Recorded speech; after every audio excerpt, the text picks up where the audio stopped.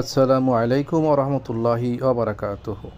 যে যেখান থেকে দেখছেন সবাইকে আন্তরিক প্রীতি এবং শুভেচ্ছা রইল জুম্মাবারের অফুরন্ত দোয়া। সবাই নিশ্চয়ই ভালো আছেন। আজকের একটি গুরুত্বপূর্ণ আলোচনা আপনাদের সামনে নিয়ে আসলাম। সদাচরণ। সদাচরণের গুরুত্ব কতটুকু? সদাচরণের গুরুত্ব অনেক অনেক অনেক। আপনি শুনলে অবাক হবেন। জিহাদে করে মানুষ যে সওয়াব কামাই করবে সেটা সদাচরণের মাধ্যমে সে কামাই করতে পারে। সদাচরণ করলে নফল রোজা রাখার যে সওয়াব পাবে সেই সওয়াব সে কামাই করতে পারবে। সদাচরণ করলে তাহাজ্জুদ নামাজের যে সওয়াব সে অর্জন করতে পারবে।